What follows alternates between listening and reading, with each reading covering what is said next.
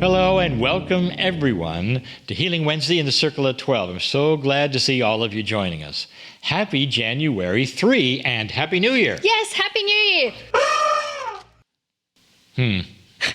Sorry, I couldn't help myself. It's okay. This is the first Healing Wednesday of 2024. Tonight's program is offered for free on both our Kryon YouTube channels. And we'll continue to bring you the first Wednesday of every month for free. But why settle for only once a month? Why not become a member and enjoy Kryon weekly? Simply go to cryonmasters.com, check it out. You'll learn it all, everything is there you ever wanted to see. Our members receive a 90-minute program just like this one that you're watching every single Wednesday of the year. And there's so many extra bonuses, and one of those happens in a few days. That's right. It is a special program. That's an additional program for our members, and it's called The Green Mist. Now, if you are not a member, I really want to invite you to do what I think is the best New Year's gift that you could give to yourself. And that would be to take advantage of a free green mist that we are offering for a limited time. And we're going to tell you about how you can do that in a moment. But first, I want to tell you about the green mist, what it is. It's so beautiful. It represents a time where you get to participate in, I would say, a very special guided meditation from Lee and I. And it's a journey where you get to meet 7 profound angelic healers within a very special, powerful healing energy. The Green Mist meditations, they're presented on the first Sunday morning of every month. And of course, the members can access the replays in their portals.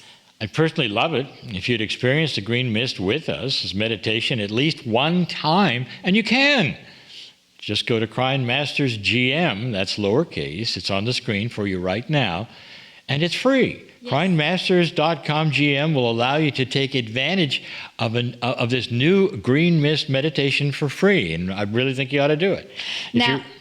Go ahead. Yeah, if you're already a member, the next Green Mist, it's coming up this Sunday, January 7 at 8:30 a.m. Pacific time. So once again, if any of you are interested in becoming a member of our Healing Wednesday weekly program, we'd love you to join us. You can find all the information, again, cryonmasters.com. Now, Lee and I, we're still celebrating the new year. Okay, that's the last time I'm going to do that. But what better way to not just celebrate the new year, but to set the energy by saying an affirmation? That's what we'd like to do right now. Are you ready? I want to invite you to take a moment and focus within. Just release everything that's happened through the day, and I want to remind you that your cellular structure is ready to hear what you have to say. So let's begin. Dear Creator, I give thanks and celebrate our connection and the divine spark that resides within me. Today I give instructions to that magnificent part of me to push the energy of positive expectation and benevolence into my future. I trust in my angelic self to always bring me the solutions and synchronicities I need. I allow myself to receive the infinite love and blessings the Creator has for me. Dear Creator, I give thanks and celebrate our connection and the divine spark that resides within me. Today I give instructions to that magnificent part of me to push the energy of positive expectations and benevolence into my future. I trust in my angelic self to always bring me the solutions and synchronicities I need. I allow myself to receive the infinite love and blessings the Creator has for me. Dear Creator, I give thanks and celebrate our connection and the divine spark that resides within me. Today, I give instructions to that magnificent part of me to push the energy of positive expectation and benevolence into my future. I trust in my angelic self to always bring me the solutions and synchronicities I need. I allow myself to receive the infinite love and blessings the Creator has for me. Well, I hope all of you feel the power within these wonderful affirmation statements. You are sacred and blessed and loved unconditionally by Spirit. We're going to say these same affirmations again at the beginning of each program for the rest of this month. And for our members, they can find all of the past affirmations as well that we've given in their membership portal. So we'd like to now take the questions that have been submitted by our members. And this question comes from Renata, and Renata is in Surrey in the UK. And she's asking about wealth and money. So here's Renata's question. Very often when I see extreme wealth, luxury, millionaires and billionaires, I always have an almost repulsive feeling towards it. I think this is excessive and bad. What about kids starving around the world? And similar thoughts about inequality. Someone I know said that this is a limiting belief and that if I keep projecting this negative feeling to wealth, I will never achieve abundance myself. I don't need millions, but I would definitely like to have more abundance in my life. What does Kryon say about limiting beliefs in relation to money? Renata, this is really a great question. We might spend some time on this. It's maybe the only question today, just because I want to go slow and do it right. I think it's an issue. I think it's an issue with many of us. So we all face something like this, and it's about the perception of what we were told and what we think is universally fair and unfair. Kryon has always said, and I like to start with the Kryon quotes, you don't know what you don't know. Never assume you do and then make judgments around it. And then the obvious from Kryon, which might answer one of your questions, and a part of your question, maybe the last part, if you believe you can never have money for whatever reason, then you won't. That's how powerful your thought is. This money issue extends to so many areas as well. Even the public platform we're now presenting on regarding the commercialization, monetization, and such as YouTube. It's also especially sensitive with spiritual workers who need money to actually do the work that they do, but they don't feel they can charge anything. I would like to get very personal and talk about these things in my culture that nobody is supposed to talk about. The money we all earn. It's almost a taboo to talk about it. I'll start by telling you a story. Like so many in my culture, I started attending church as a child. That's when I learned a scripture that was given by Jesus in the book of Matthew. Now it's Matthew 19, and I'll quote it. It is easier for a camel to go through the eye of a needle than for a rich man to enter into the kingdom of God. So, of course, this became the essence we all learned. If you came from a background I did, if you read any scripture, to be poor is worthy and godly, and to have money is to be unenlightened and bad. That's what I learned it that way. I mean, what else could it mean, really? Immediately, I promise you that this is at the core of how you and many others feel, because it's almost a planetary religious teaching and perception. It seems that we all learned that being poor and struggling is good and having money is bad. After all, Scripture said so. There are some religious groups who actually flog themselves and harm themselves in order to be worthy. We also learned that church is free, so why should anyone anywhere pay for anything spiritual? I want to tell you a story. As a child, I saw something that bothered me. There was a man and a woman at my church who always came in a very expensive car.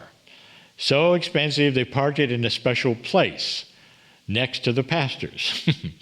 Everyone knew that they were extremely wealthy and that they were always there. They sat in the front row every Sunday. As I got a bit older, I finally asked my Sunday school teacher about them.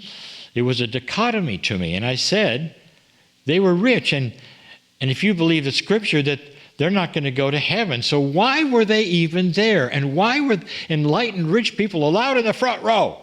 That's the kid speaking to my teacher. My teacher paused, and I'll never forget what he told me. Lee, look around you. Who paid for this building you're in, where you're able to come and be comfortable and worship freely? Who pays the many expenses here?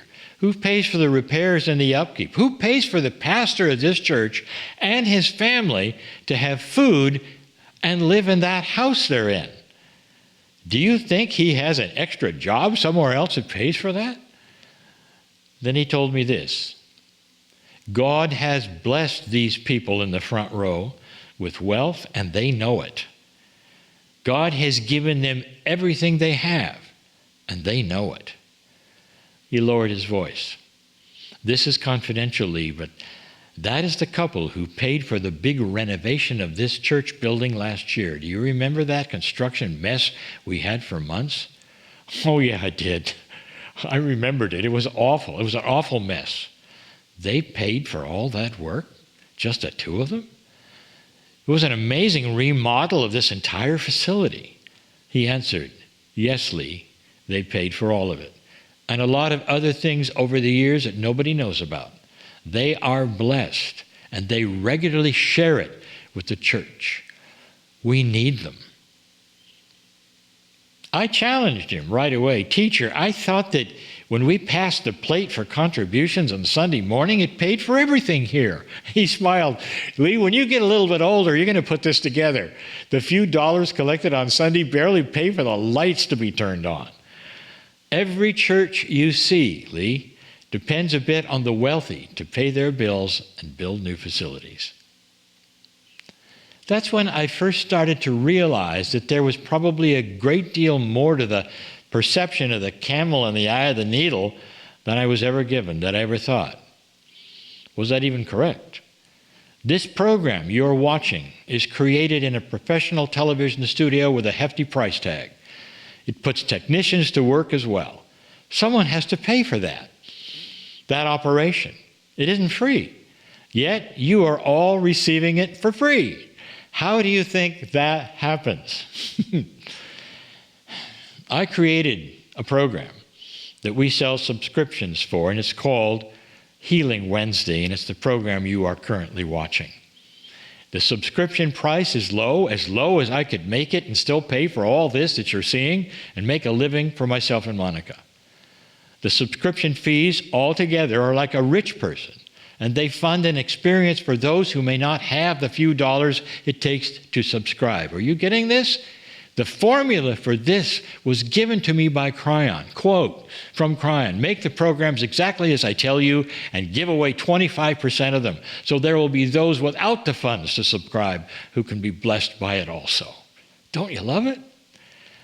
So when we see the very rich, how do we know this is not the case for them? How do we know that they're not also funding things for others? We don't. We just see them and assume they're not helping anybody. Indeed, I have had those thoughts. I really have. But then I've also had those who contribute to my work, even though there's no avenue to do that. We don't ask for money. You've never seen it. But it occasionally comes in anyway, usually from wealthy people. And it always comes in exactly when we need it. Kryon Book 1 was completely funded by a wealthy person at the last minute.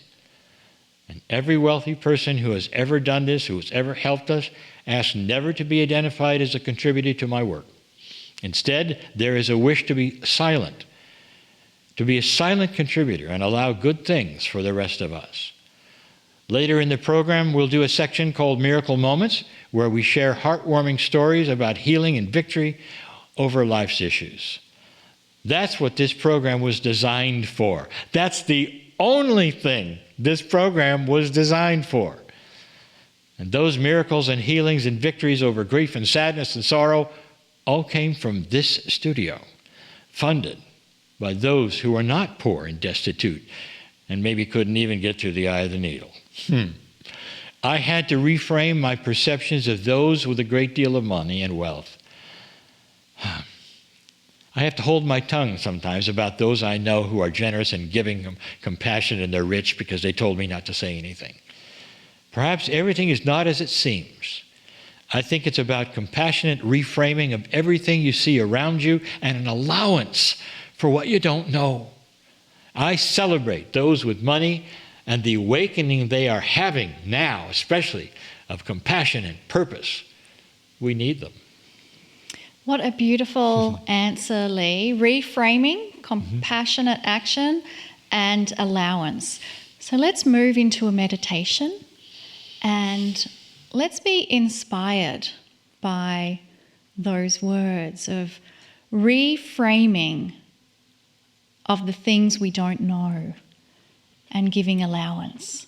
So I invite you to close your eyes and let us make a statement. Dear Spirit, I affirm that there are things I do not know anything about. Help me to change my perception on things that I don't know anything about. Help me to release judgment on the things I do not know about. Dear Spirit, I invite the energy of allowance for positive expectations and benevolence.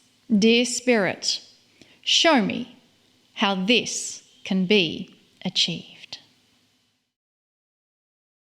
Greetings, dear ones. I am Kryon of Magnetic Service. Is it possible for anyone to tell the future? Anyone? Can it be done? This and other subjects about the future are what the series will be about this month.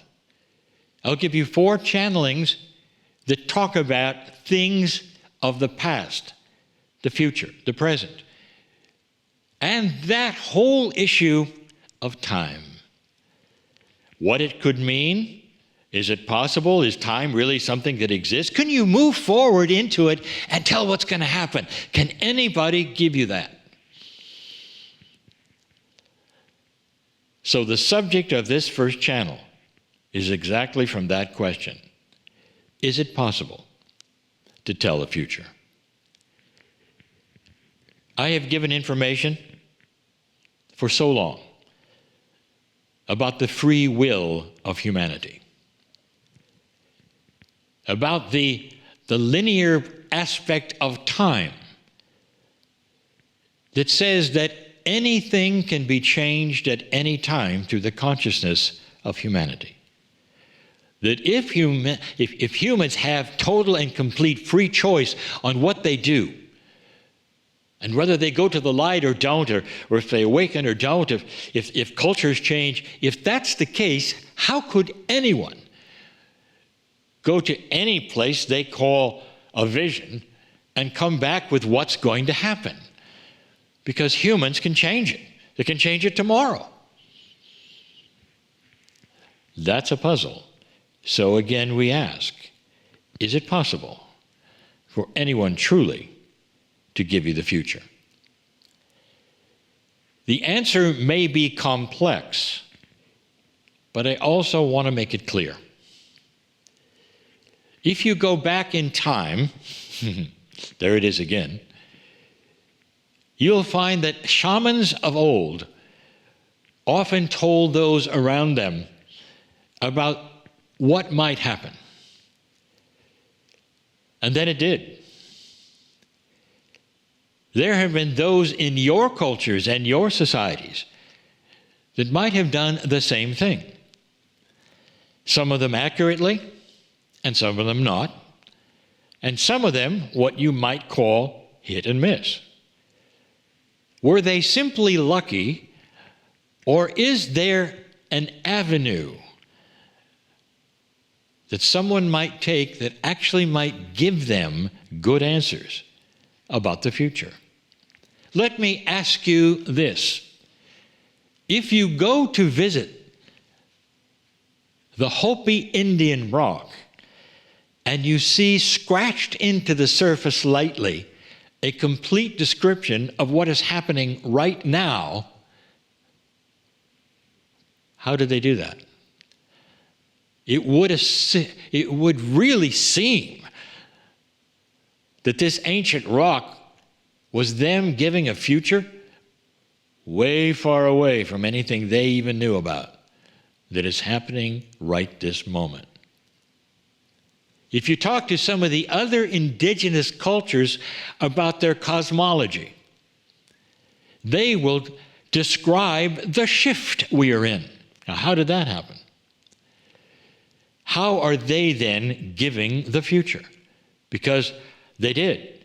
And the funny thing, the peculiar thing, is this, that so many of them gave the same story, and they never even met each other. This would seem that there are those who can tell the future. How does that work? In order to explain this better, I would like to bring it into modern day. There is a gentleman who didn't start out to be metaphysical, but became that way because of the visions he had. His last name was Scallion. And the gentleman had powerful visions that were given to him about the future. And when he had the visions, they were so real to him that he came back and told his followers or anyone who wanted to know what he had seen. So profound was it that he gave a map of the future that was popular for some time. But it wasn't a pretty map at all. It showed much of the United States underwater. Something was going to happen, either natural or not, that would create earthquakes, would create turmoil. There were many who believed him, moved away from the West Coast, and that it didn't happen. You see, he assigned dates to it. This first happened in the late 80s, into the early 90s. And when the dates did not produce that which he had seen, he would go out again supposedly to generate another vision, although I think they came pretty naturally to him. And he saw it a little differently, but it was still going to happen in a certain way. So vividly was he seeing this. He came back and even altered his map.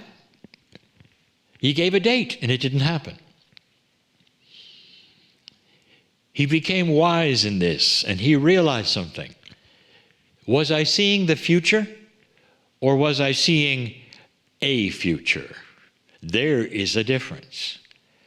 What if what you've heard about time is true, that in a multidimensional state, you are always in the past, the present, and the future? And if that's the case, and time is given to you in a very linear form when it's actually a multidimensional thing, it kind of messes up the thoughts you have about everything, about the past, the future, the present. Can you get into the now and tell the future because of it? And that may be the secret. What if there were many futures? Because of this possibility, maybe there were many timelines, but you're only on one. So here is the question again. Can you tell the future that is coming for you? And the answer is, at some level, yes. And I'm going to show you how. I'll tell you how.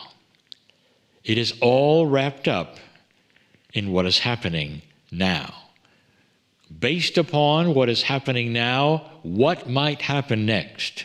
And how does it relate to the visions of the indigenous?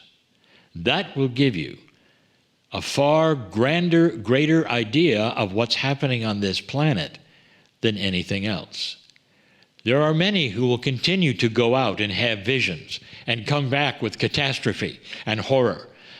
And you can look at it and go, well, that's the future you saw because you're on some timeline of your own. That's not necessarily the future being developed from what's happening right now.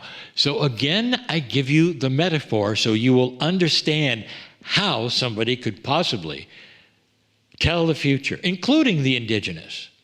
And here's how it works. Consciousness is energy. And if you imagine the consciousness and the attitude of this consciousness, the attributes of it, is it dark consciousness? Is it light consciousness? What is it? Imagine it starting to develop into a huge ball, like, for instance, a snowball. And it starts to roll slowly down the hill of a snow-covered bank on its way in time. Perhaps it's not going to get where it's going for a generation, but it begins. And as it goes down, how do you see it? Does it collect more of its own energy? For instance, the energy of enlightenment, kindness, compassion is the snowball that I told you about in 1989. That's the snowball.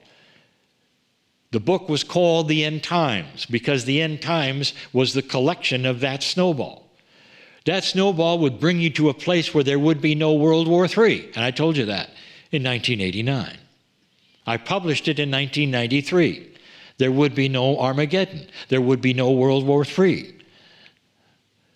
And you didn't get it at the appointed time in the year 2000, did you?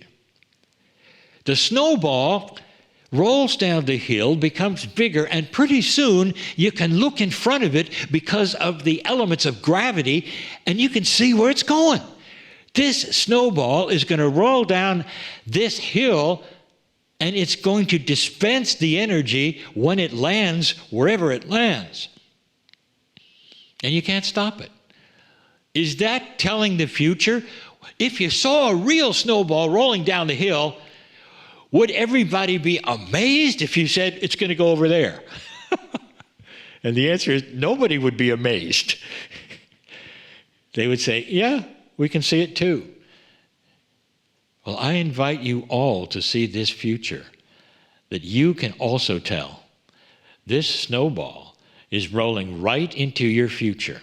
It's going to change that which is the outcomes of the wars that you see now. It's going to change whether there's ever going to be another one. It's going to change how people think about what they're seeing now and what they might do with their leadership to prevent it from happening again all over the world, not just in one or two places.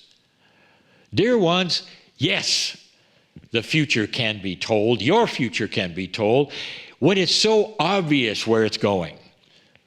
That is the information I gave you 34 years ago. I told you that the shift was coming, and the shift would bring a difference in the planet's thinking about what they wanted. It doesn't mean everybody gets religious. It doesn't mean everybody gets enlightenment.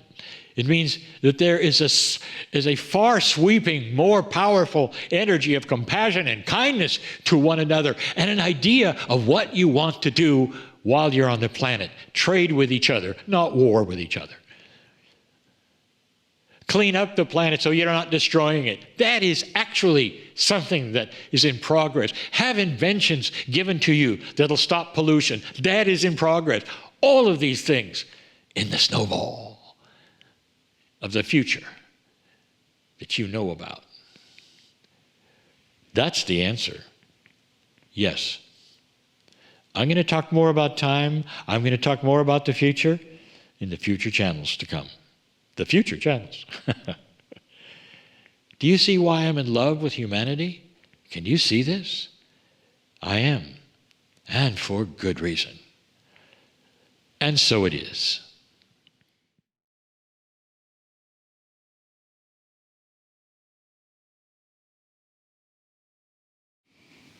And following that beautiful message from Kryon, who reminds us again and again that Kryon is in love with humanity. I think I speak on behalf of humanity that we are in love with Kryon.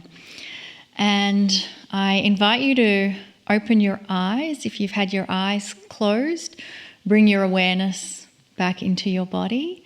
And our special guest joining us this evening really requires no introduction, but we are going to tell you about him in a little bit. His name is Mike Dooley, and I want to make sure Mike is on the Zoom feed with us. Mike, are you there? I'm here, Monica, and I'm happy. Thanks for having me. Well, Lee and I are both super happy, super excited about having you with us. And before I tell you more about Mike, Monica and I have previously met him when we contributed to one of his online events. He's such a fun guy, and we love how much he embraces channeling. I guess I'm biased. It's one of my favorite things about him. I'd love to tell you more about him now. Wow, Mike Dooley is a 2-time New York Times best-selling author who has presented to his live audiences in 156 cities across 42 countries. I don't know when I've had any kind of a bio where I've been able to say anything close to that. Wow. He speaks on living deliberately and creating consciously. His free Notes from the Universe inspirational emails are sent to over 1 million people in 182 countries. Go work with that in your mind. Don Miguel Ruiz called him a great messenger of truth and a gift for humanity. So Mike is the author of 18 books, including Playing the Matrix, Life on Earth, Infinite Possibilities, Leveraging the Universe, and Manifesting Change. Don't you just love those titles already? I mean, every title I'm like, I'm interested in that subject. So over the past 3 years, Mike has led and moderated dozens of online courses at www.tut.com. He has contributed to the groundbreaking film that many of you may remember called The Secret, and Mike's been featured in major media outlets such as the New York Times, Forbes, Style Magazine, Psychology Today, BuzzFeed, 17, Teen Vogue, and Yoga Digest. We are so thrilled he's joining us tonight. Mike, welcome to Healing Wednesday, and tell us about your story, how this got started for you. Hey, Monica. Hey, Lee. What an honor it is to be here. And I feel like my life just flashed before my eyes hearing that wonderful introduction. Thanks so much for all of this, and for Kryon, and just the energy you both put out into the world is palpable. So such an honor to be with you. How did I get started in all of this? It goes way back. I can remember as 12, 13 years old, kind of hitting my mom with these questions about, could there really be a devil, and doesn't God love us enough, and time must be illusionary? And I would ask the same questions to the priests and the nuns at the Catholic church that I would go to, and I was not considered a very good boy for those questions. But unbeknownst to me at the time, and still true for all of us, is when we have a yearning, burning desire to know truth, and there is a truth, it's absolute. There's a lot of different ways to it. There's a lot of roads to Rome, but none of those roads changes Rome. A side note, I really don't like it when people say everyone has their own truth. Like, no, they don't. There goes all your power. There is a truth. We are of the divine. Our thoughts become things. Now, there's a lot of subjectivity on the way there. We're all kind of walking each other home, as Ram Dass said. But to think that truth is pliable, depending on how you define the word truth, really zaps us of our energy. But back on track here, I used to ask these questions, and given the law of attraction, working not just with cars and checks, but with confidence and answers, I started drawing answers to me. And by the time I was in college, almost doubled over with anxiety and wanting to know, why are we here? And why does everybody die? Everybody. And where do they go? What's the point? I mean, then it was really intense. At about that time, my mom, while I'm majoring in accounting and did become a CPA, Mom started sending me these kooky books, really out there stuff. She was a big reader. I was not a reader. And one of those books, she said, was channeled by this woman, Jane Roberts, who would go into a deep trance, and her husband would take longhand dictation, and out would pop one book after another. And I remember saying, Mom, you've lost it.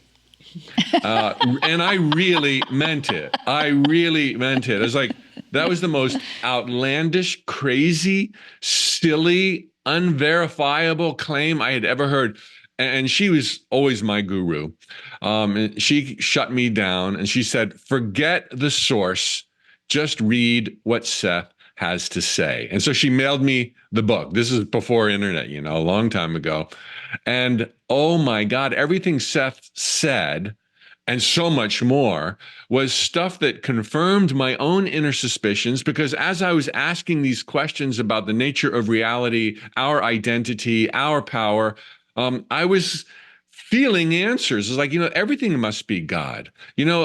Time has to be illusionary. It's all eternal. We have to be here because we wanted to be here, because if we're eternal after the now, we're eternal before the now, so to speak, the now as defined by time and space. And so all of a sudden, I got this clarity that had not come from anywhere else.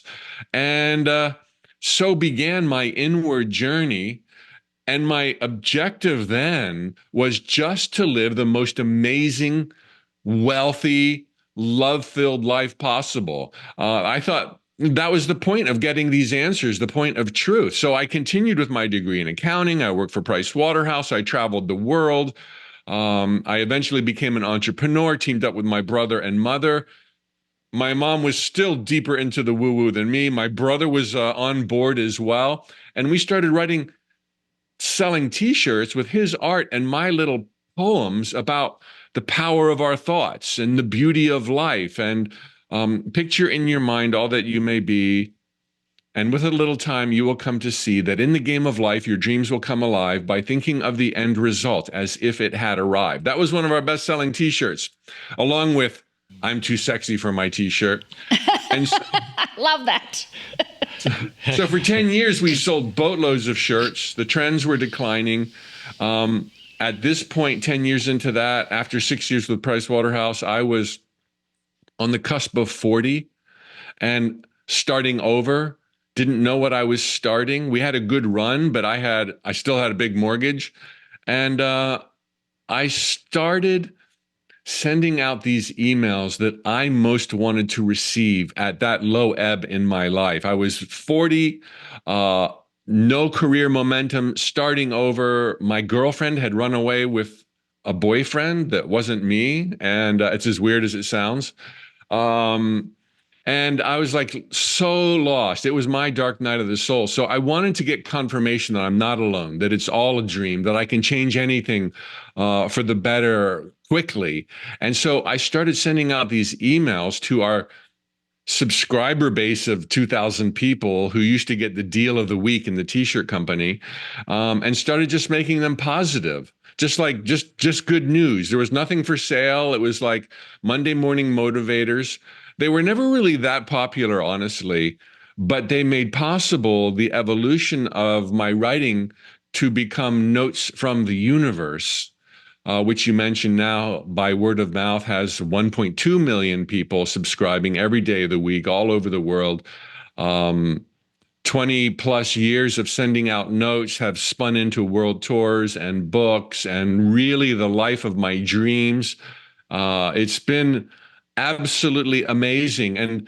And where I used the truth to give solace and direction to my life and find my power in my 20s and even in my 30s, by the time I got to 40, even though I was not the poster child for what I taught in that glimmer of the timeline, I began teaching it.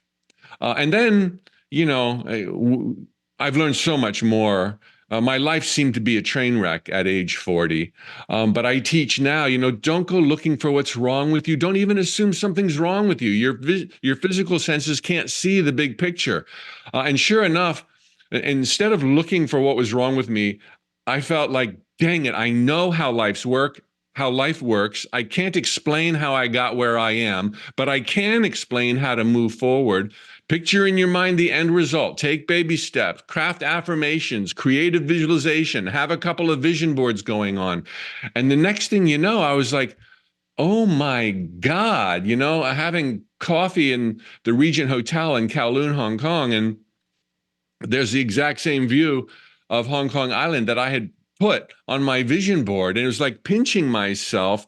And when I look back to explain the so-called train wreck, no, there was no train wreck. The train of my life came to a screeching halt, which is rare enough, so that it could change tracks and go better, farther, faster than it could have on the track I was on. And so within a couple of years, I was on the road touring and really living like I had never lived, while sharing the truth about our divinity, our power, our eternal nature. And somewhere along the way, Joe Vitale became a fan of mine.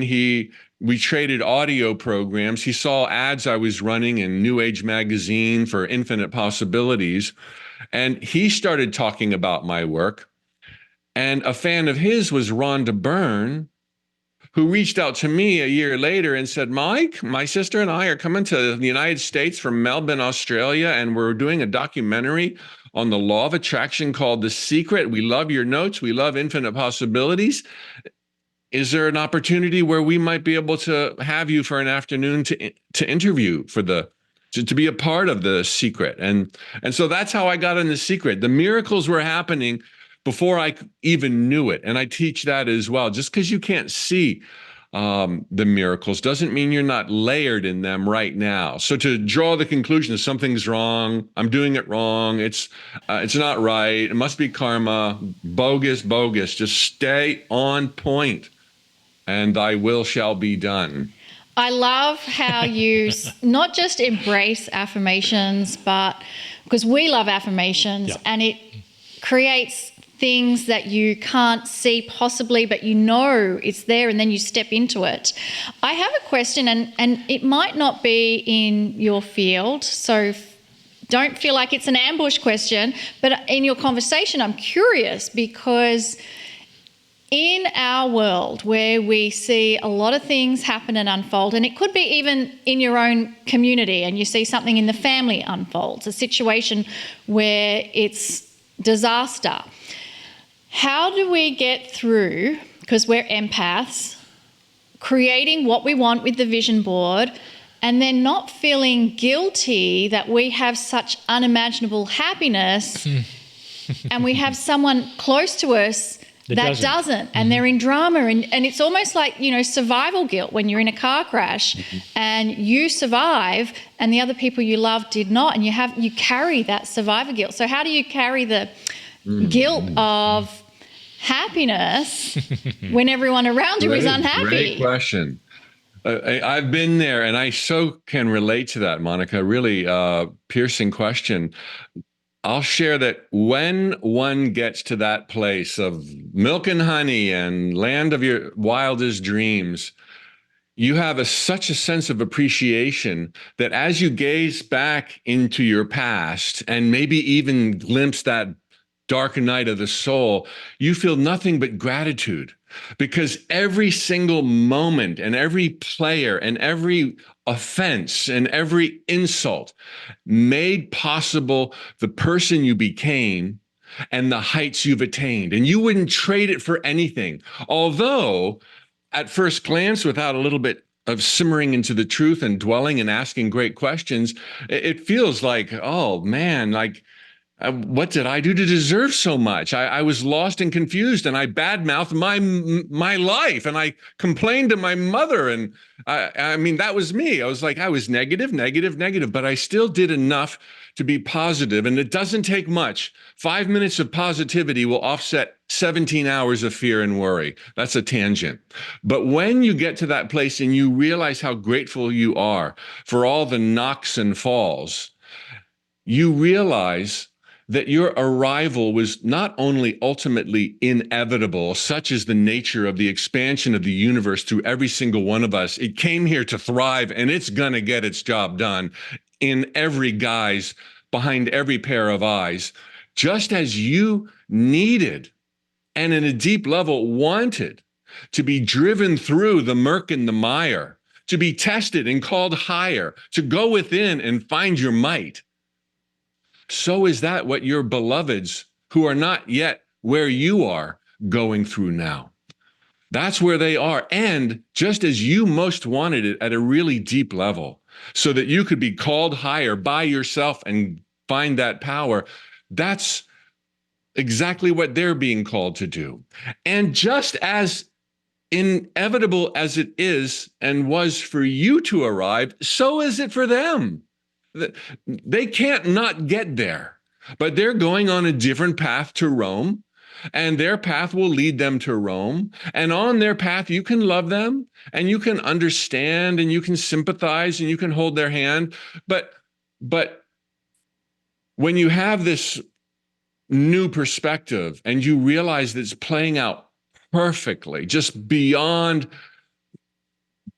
anything a human mind could grasp, you can kind of exhale, and your confidence, your peace of mind, your occasional reassurances, to the degree they allow you, is going to help them weather that storm, and they will prevail and they will bask in your light. And part of the reason perhaps the two of you chose to be together was so that you, maybe with more incarnations and experience, could be that light. So it's all playing out perfectly. And it would only slow things down if you played the pity party with them. Like, oh, I'm so sorry to hear that. And yeah, that's not fair. It's like, oh, not that your enlightened audience would do that, but it's like, don't try to understand it right now. It's playing to your greater good. Everything in time and space plays to your greater good. Everything in time and space was orchestrated by the divine with your intentions, with your changing perspectives, with your evolving and ascending mind. And so trust it. It's going to play out so well. I can think of so many. Well, I was dateless and lonely so much of my life. I didn't get married till I was 50. And it wasn't until then, when I look back at the many failed relationships, that I just was like, thank God I escaped with my life. They were not even that good, but they were all I knew at the time. And it's like, man, it made possible where I am and who I'm with now. I'm laughing because we've been there as well. And everything that happens is because it's a stepping stone to stepping into the greater you. I always like the way it's been described to me too. Is you ever have a situation where you've climbed a mountain or something, and there's a lot of switchbacks, and you get higher and higher, and you look down and you watch the people who are doing the same thing you did, and you say, wow, I wish I could bring them up here because, wow, they'd see it right now. Nope, they've got to do the switchbacks just like I did, but they're on the path.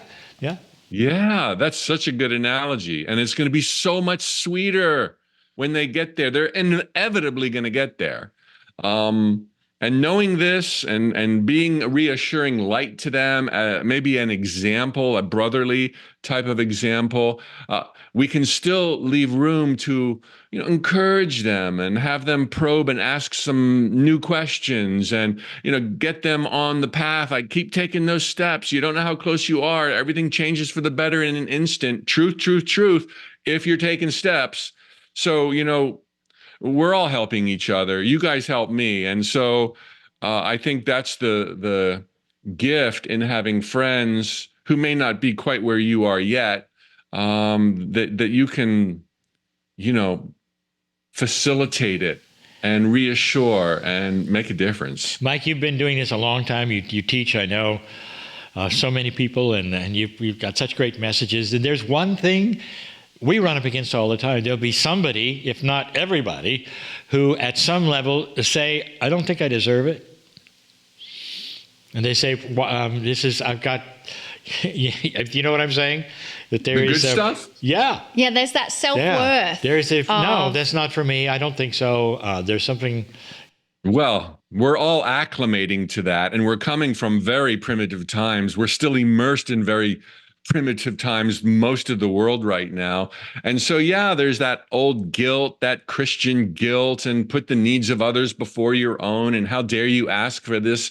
But part of our ascension, part of our learning, part of our enlightenment is realizing that all of us are born deserving of whatever we want, and more, what we want is what the divine most wants for us. It's just a matter of jockeying it into our lives with all of our other desires and whatever other pillars we put in the way or bars behind invisible limiting beliefs.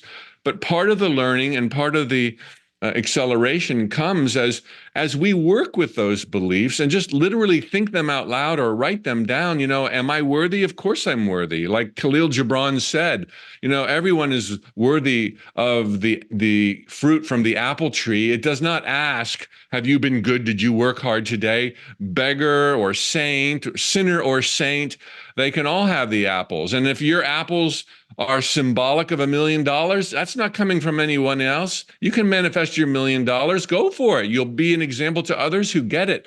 And when you work on seeing things in a new and improved light, where you recognize it's all illusions, it's just a holographic universe, and that I can gain without other people having to lose, because that's the old paradigm where we live in this duality. And for me to get more coconuts on the island, somebody has to have fewer coconuts. But that's living on your physical senses alone. And it's not okay to live on your physical senses alone. That's what we're learning right now.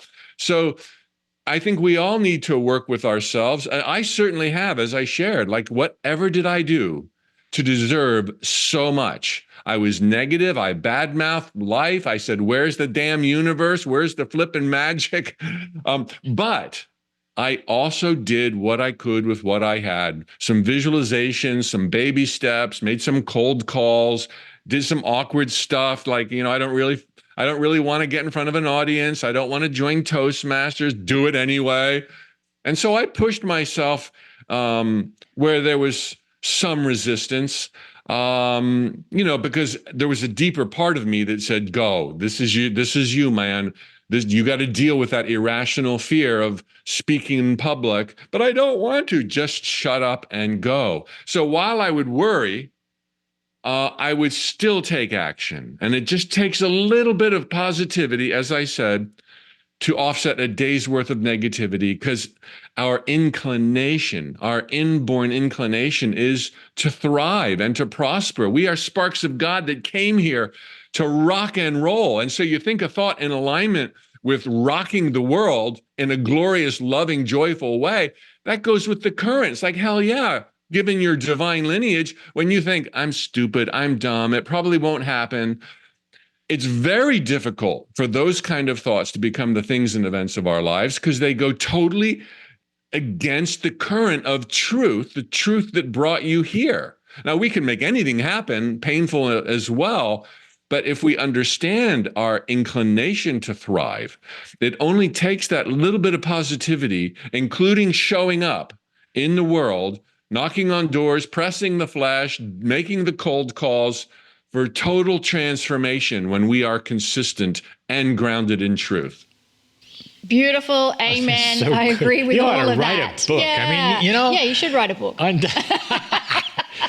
have a quick question, and it's about those who are tuning in and listening to it and might be new to all of this. How do we get clear on finding out what we want? Because I think that's, if you ask people, what do you want? That's sometimes the hardest thing to answer. Those who are very clear and know what they want can go about achieving it and getting it. How do you get clear to find out, what do I want? Yeah, well, here you go. We mess with the shoulds, and we mess with the hows, and we mess with the who's and the when's so much. We've been taught to be micromanagers, and we bring that over into the game of manifestation. We want to micromanage that house with that kitchen on that hill with that partner. And it's like, it doesn't work like that. We need to have general big pictures in our mind and results. I want abundance. I want a rocking home life. I want family and friends. Visualize details to get excited about them, let go of the details, and then take steps in the direction of generalities. As to the question of like, what is my purpose and how do I sink my teeth into something when nothing really excites me? You're so desensitized from trying to micromanage too much, you no longer know. Sometimes the big picture, okay, I want career fulfillment. I don't know what that is, but I want career fulfillment. Sometimes the big picture will at least get you moving in that direction. And then what I suggest, okay, you're moving towards maybe the arts, or maybe you're moving towards entrepreneurhood, or maybe or entrepreneurship, whatever the word is. So at least now you've got some direction. I'm sure that the road you're on is not the road you're going to arrive on. The road you start out on is not the road you arrive on. People are waiting for the road that they're going to arrive on to show up at their front door. It doesn't work like that. When I get GPS navigation to Miami, it puts me on the wrong road after road after road that does not lead to Miami. I live in Orlando. But the roads that it does put me on, taking into account traffic, construction, detours, and all else, is calculated to get me to the future roads that will arrive in South Beach. And in life, it's exactly the same. So you don't know what your passion is. You don't know what most lights you up. You don't know where to begin. Begin anywhere.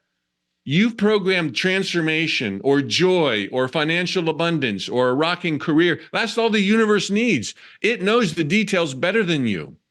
Incidentally, it's good to visualize details when you know what they are. Maybe the bling, maybe the luxury, maybe a hand to hold, because that helps you feel emotionally excited about the transformation you're headed to. But we don't attach to the bling. We don't attach to the person. We don't attach to a path, because that path may never go there.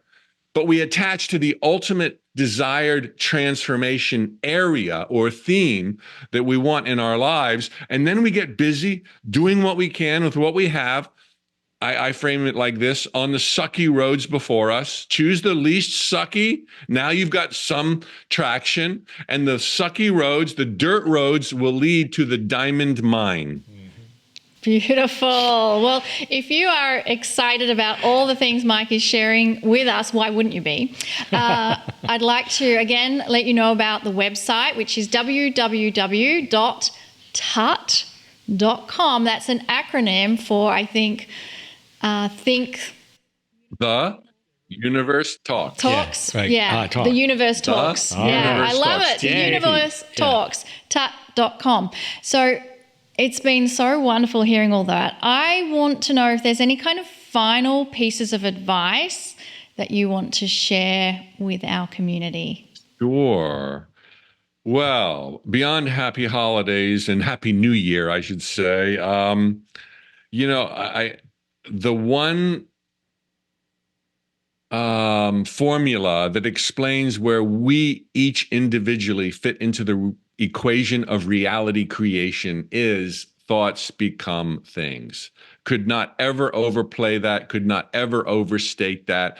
It's the end all and be all, not God, your God, not destiny, not karma, not ancient spiritual contracts. All of those can be overridden by ourselves, changing our mind, driven by desire, and aligning our words and behavior with those thoughts. So thoughts become things. The floodgates begin to tremble. And if I may add a brief little footnote to that, enjoy every flippin' moment. Because even now I look back on those scared days when I was turning 40 years old from this perspective, and I'm like, those are some of my most cherished memories, the dark night of the soul. I'm like, oh, Mike, you just hang in there, little Mike. You can do it, little Mike. Oh, there's so much support around you, little Mike. You can't see it, but where I am now, oh my God, you would wait 1,000 lifetimes for how sweet it is where you're going in this lifetime. So just enjoy the moment. Don't be living for the future. Program your life's unfolding through desires and themes and end results, as I've been sharing. But once you put it out to the universe, it's got its marching orders. Now, do everything you can to enjoy every moment of every day. It's all a gift. You have been such a gift for us. Thank you, Mike. Thank you. What Thank a you. nice Thank gift. you. It's a great way to start this new year. Yes. Wow. Thank you, Lee. Thank you, Monica. Wow. Well, thoughts become things. If you learnt nothing else from this conversation, And they take do. that with you. Thoughts become things. We're going to take a break and then we'll see you back here for the Circle of 12.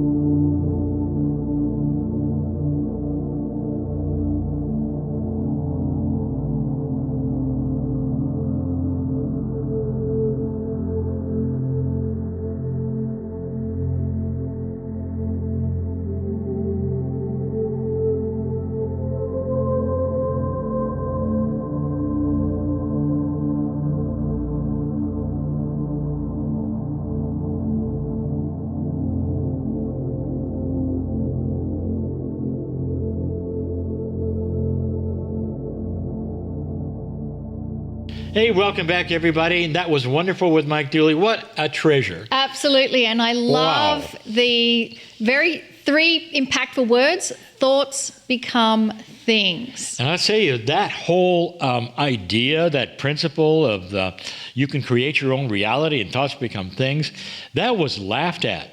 When I started channeling, I remember that very premise being presented, and people thought it was just stupid. And now here we are, 30 years later, and it's almost mainstream. I think part of that was caused by The Secret. And thank you, Mike, for all that you do and being part of such a wonderful project. Absolutely. It's a wonderful reminder again, thoughts become things. And how Kryon says is that consciousness is energy. And so we can use our consciousness to send energy. What I'd like to do now is move into a part of the program we call Miracle Moments. It's about celebrating the miracles of others, and it's about connecting and sending love and compassion to those who are asking for a miracle. I want you to know that the energy of compassion and prayer for others is powerful. Group prayer works. Many of our members have told us about the miracles that they have received. I'd like to ask Monica to share a miracle moment, which happened to 2 of our Circle of 12 members. So I have 2 miracle moments to share this evening, and they came from Italy. They were shared to me by our Kryon Italian team, Luca and Julia. And Luca and Julia, we love you. You do such a wonderful job in bringing Healing Wednesday to our Italian family. And actually, we have many wonderful teams that translate Healing Wednesday into Spanish, Portuguese, German, and Hebrew. But back to the miracle moments. The first miracle happened to Irene, and Irene says, I went to the dentist for a small procedure on a tooth, and the dentist told me, let's start working, and if it hurts too much, we will stop and do some anesthesia. I then remembered what Lee Carroll said about his surgery. I spoke with Innate and my cells, explaining that the dentist's work and tools were being used to restore the tooth to its shape so that it could carry out its function for a long time to come. It was a wonderful experience. I could feel the work being done, but without any kind of annoying sensation. I didn't even feel the sensation of cold water or air when washing and drying the area. I was in this place of peace and serenity where my cells were dancing with the tools and all the other things the dentist was using. The most wonderful part is that this experience made me realize that this works for me too and not just for others, as I tended to think before. I have such immense gratitude to Kryon and Lee. Oh, thank you, Irene. And this second miracle moment comes from Elisabetta. And Elisabetta says, I want to share my successes so that they can help other people. About 2 years ago, I listened to Kryon talk about innate and that we are the commanders of our own biology. Due to an emotional shock from when I was fired and lost my job, my blood sugar rose to a very high level in the morning on an empty stomach. Not even the medicine the doctor gave me could bring it back to a normal level. So much so that I stopped taking the medicine. Instead, I started talking to my innate and sending love to my cells, asking to normalize the situation. After about 3 months, my blood sugar level dropped back to normal without any medicine, and it continues to remain stable even today. Thanks to all of you, and thank you for sharing those wonderful examples of how powerful we are. And I hope all of you paid attention that both of these examples were to show you that you can do this as well. It's not just for others. So what I'd like to do now is to send energy of love and compassion to all those who have requested our help.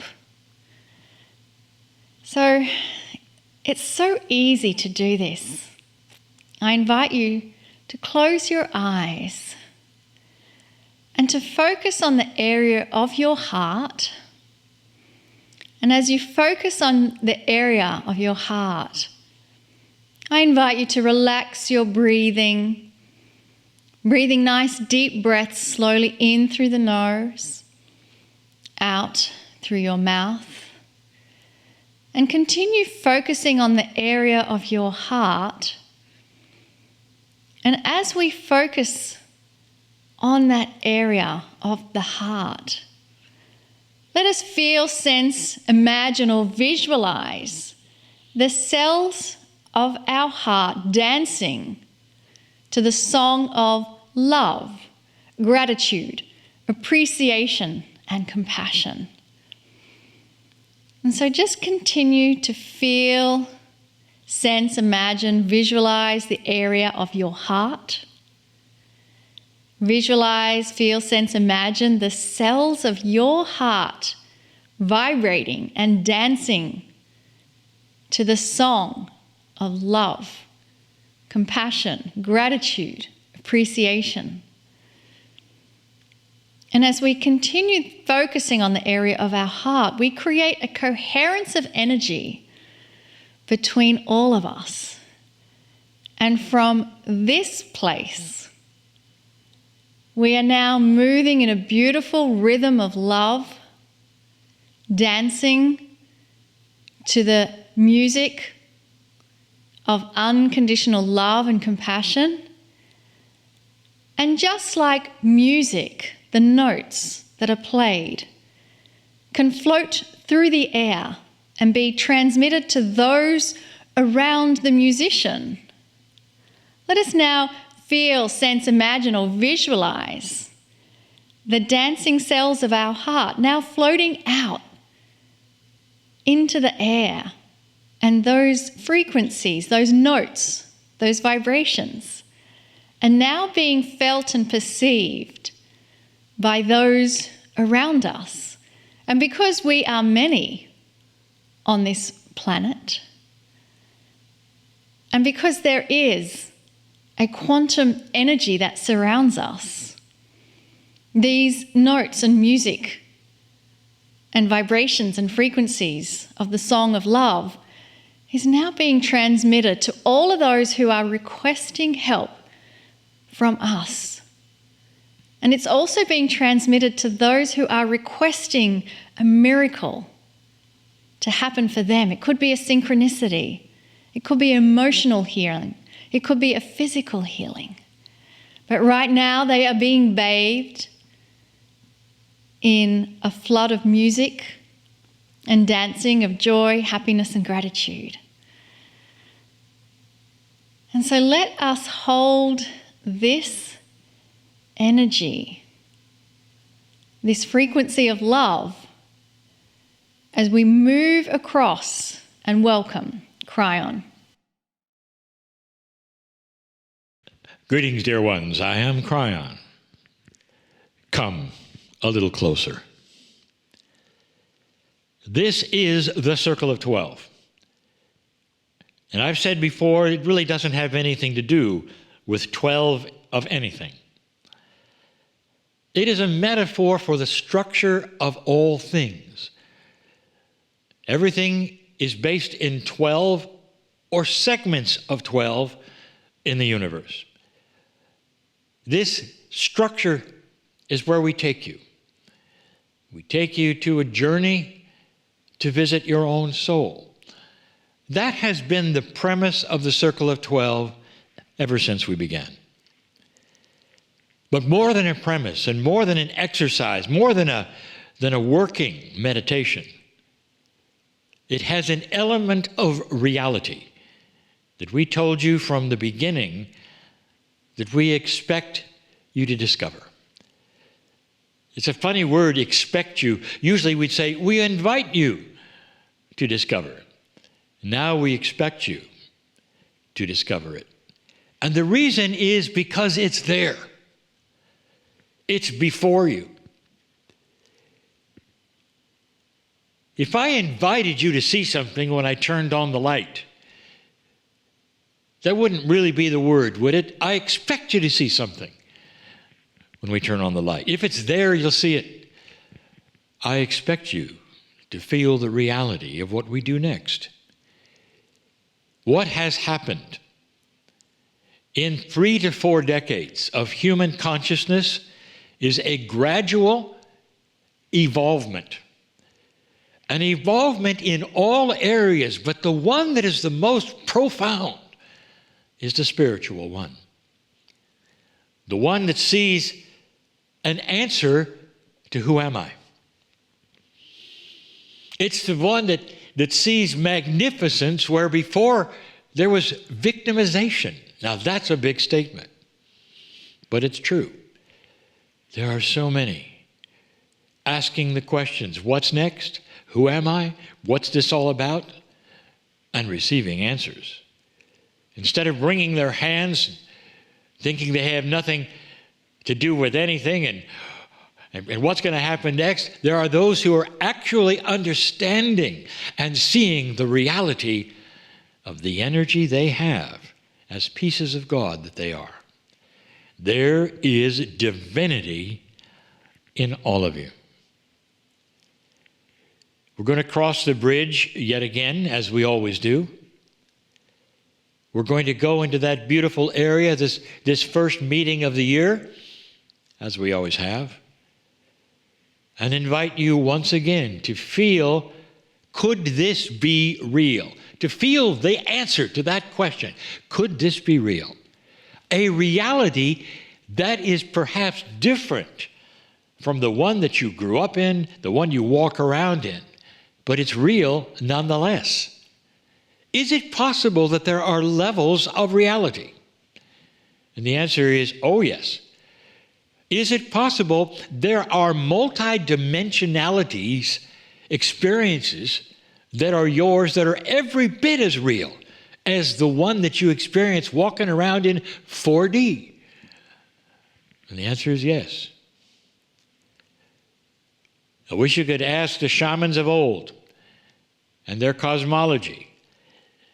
Tell me about the levels of reality, and they would start in and they would give you a walkthrough of how they've been to many of them and come back with information from all of them. I would like to take you to another reality. It is your soul. It's across that bridge. Come, take my hand. Walk with me. Hold my hand. As we walk across this bridge representing a place you know to a place you don't know. And even those who have been with us from the beginning and have crossed this over 100 times, you still don't know what's there. You only experience a touch of it, a piece of it. But that piece is always some of the most beautiful experiences you could have. Human being, come with me now across the middle of the bridge that obfuscates what's the destination. And as you cross this bridge, come into the light.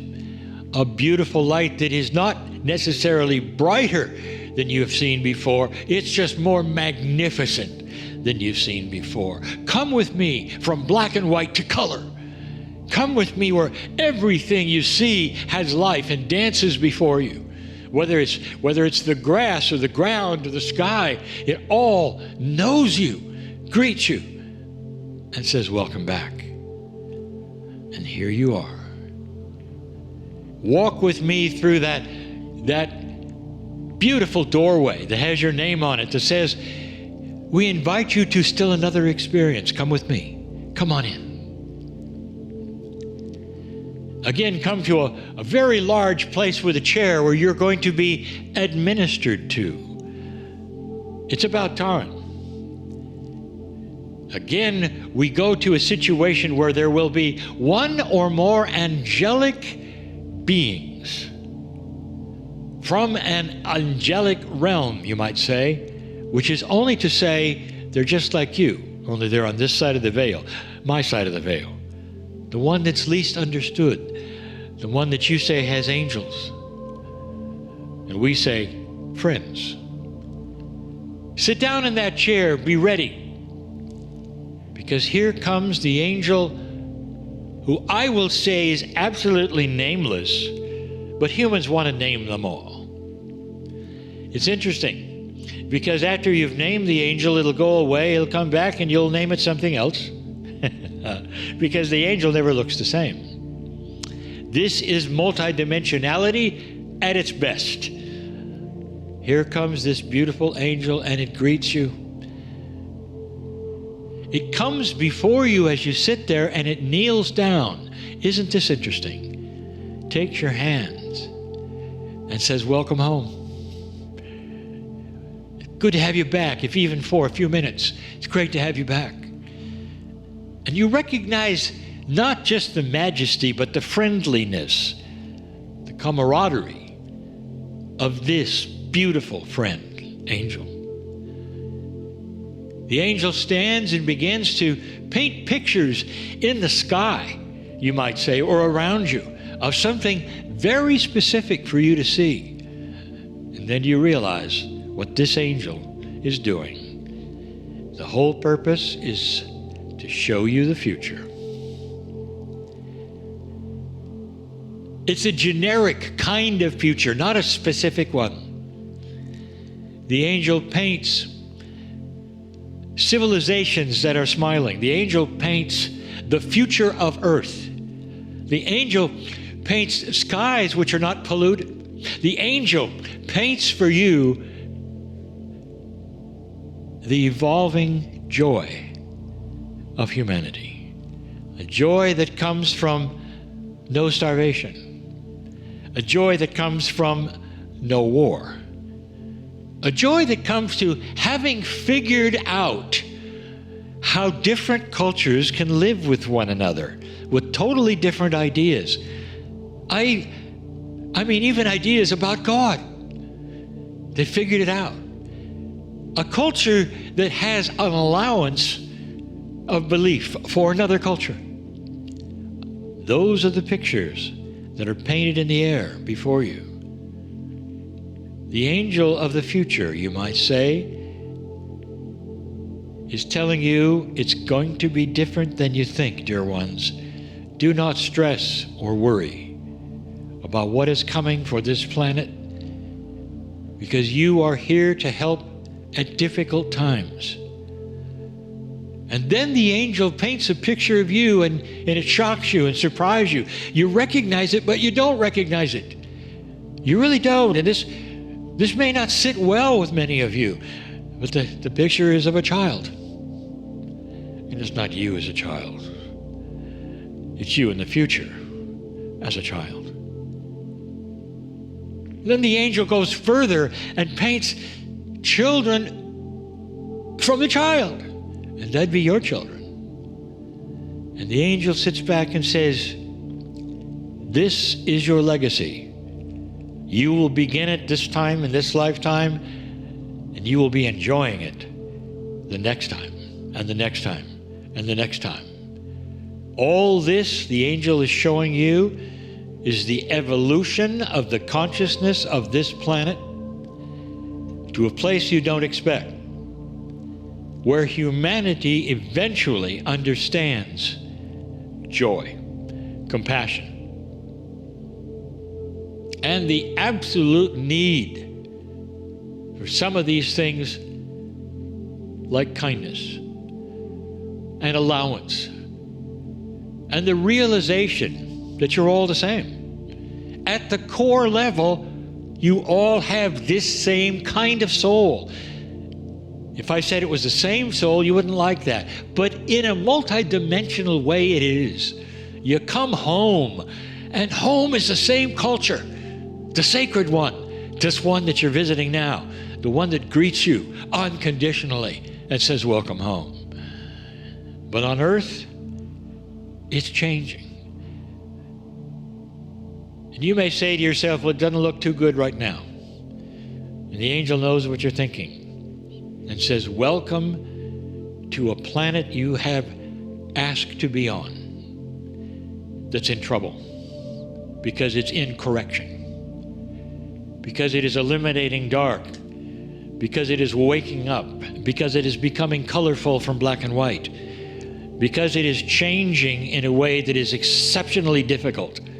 It's a change of consciousness, and it may take generations, and you will be here when it does. That's what the angel is saying. And you may even be so bold as to say to the angel, well, this is wonderful, but how about me? How about my future? Right now, what's going to happen to me? And the angel looks at you and smiles and holds your hands and say, picture all things beautiful. And the angel looks at you and says, promise me, picture in your mind all things beautiful, and then put you at the center of it, and it will happen that way. Because you are powerful, human being. It's time you realized it. Relax, relax, relax, and be loved. This is the future. For you, for humanity. It's what you think that then becomes the reality. That's the energy of consciousness that is love.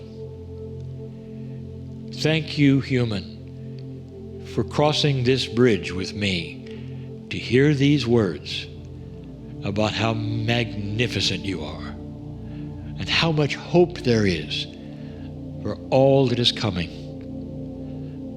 Thank you, human being, for enduring ugly things and darkness and spreading the light where you can and being patient while you do. I am Kryon, in love with humanity. And so it is.